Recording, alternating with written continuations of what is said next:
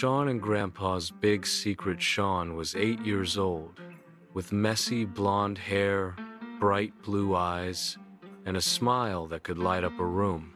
He loved wearing his favorite jeans, cozy sweatshirts, and long-sleeve jerseys. Sean lived in a tall apartment building in Seattle, Washington, with his grandfather. Grandpa was a big, jolly man who looked a little like Santa Claus. He wore colorful hoodies, jeans, and boots, and he was always laughing. Sean's parents had passed away when he was a baby, so Grandpa had raised him ever since. The only pictures in the apartment were of Sean and Grandpa together, snuggled up, laughing and smiling. Sean and Grandpa were best friends. They watched cartoons and ball games together, played basketball in the apartment gym, went swimming in the pool, and took rainy walks through the city. Every night before bed, Grandpa told Sean a story and gave him a big hug. Sometimes Sean would fall asleep right in Grandpa's arms. Grandpa was very protective of Sean. If Sean ran across the street without looking, Grandpa would pull him back. If he talked to strangers, Grandpa would scoop him up and carry him home. Then, instead of scolding too harshly, Grandpa told him stories about brave kids who faced monsters, wolves, or ghosts. The stories always came with a lesson. Be careful, be kind, and stay close to the people who love you. One night, Sean had a strange dream. He dreamed he was standing outside a little gas station in the dark. A man and woman went inside, followed by 2 teenagers.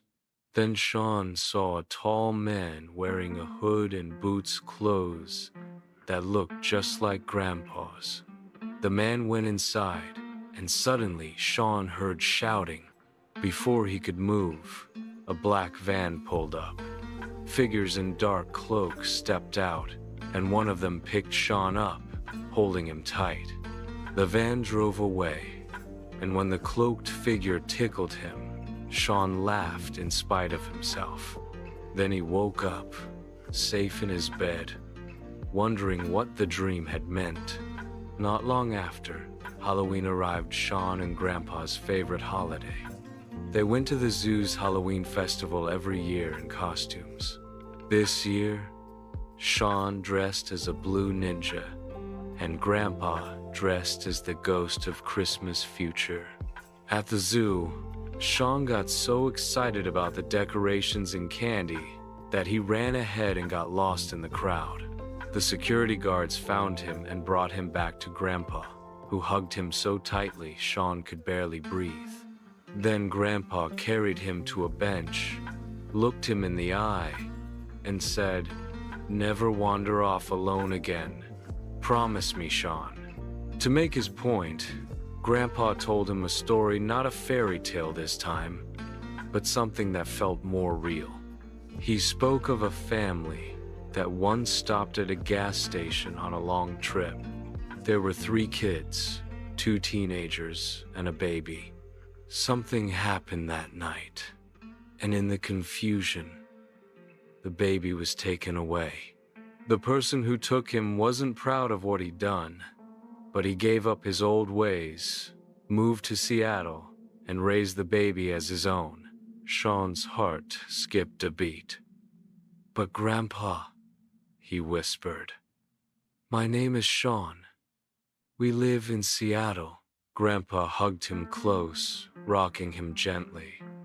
"Yes, my boy," he said. "And now you know why I always want you safe.